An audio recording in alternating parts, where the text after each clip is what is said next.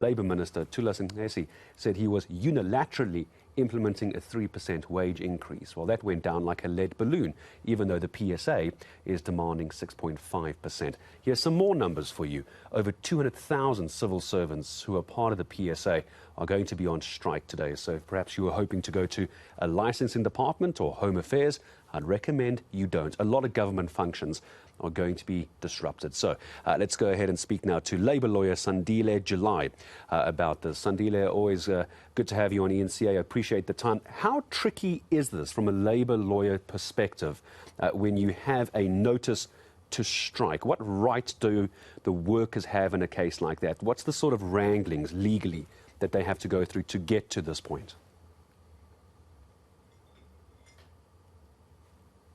Sandile, I'm going to ask you to stop for a second. Just unmute yourself for me. I think Zoom has muted you, and pick that answer up again. Sorry about that. Not a problem. Carry on. Yeah.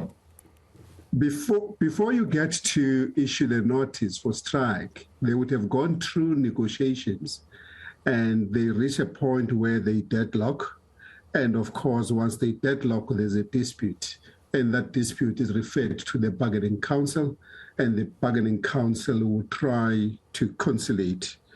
And once the bargaining council fails to do that, then the certificate is issued. And in the case of employers, in this case, I mean, there really isn't much an employer can do. The certificate has been issued, the strike is going ahead, and employers must just accept that. Is it as simple as that? It is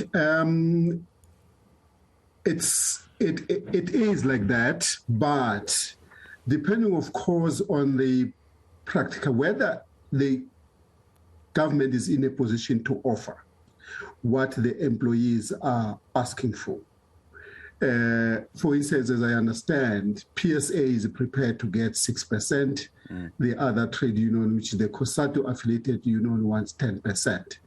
If government is saying it is not in a position to offer that, I know our courts are very reluctant to interdict strike on the basis of impossibility.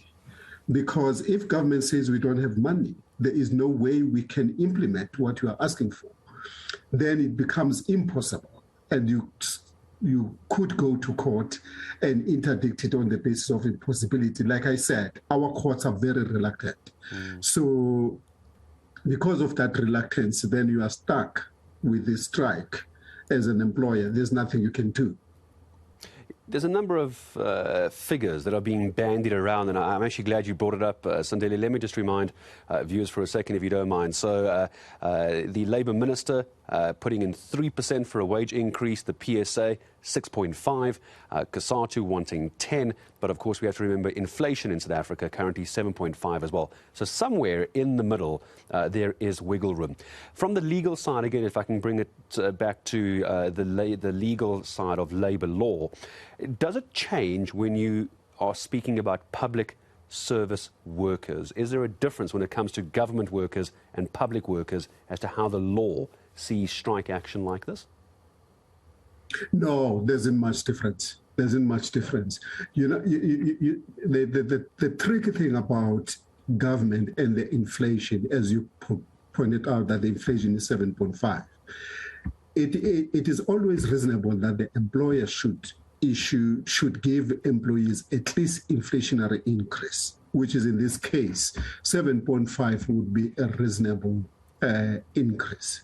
Now, you are talking about government. There is no growth in the economy.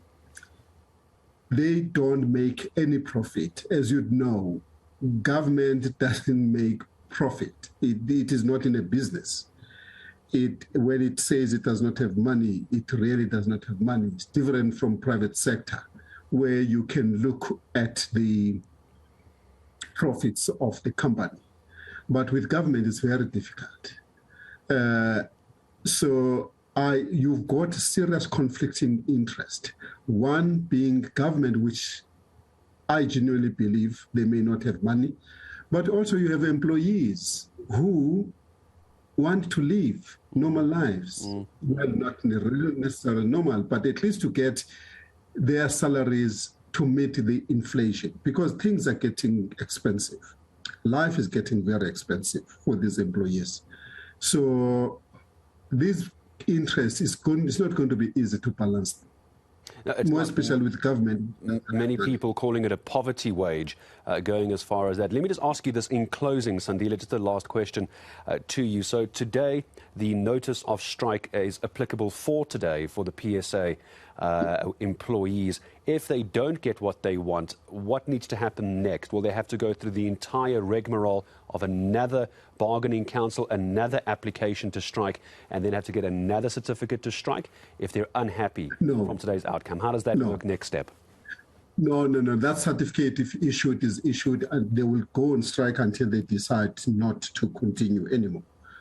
So it's one thing to say we are going to march.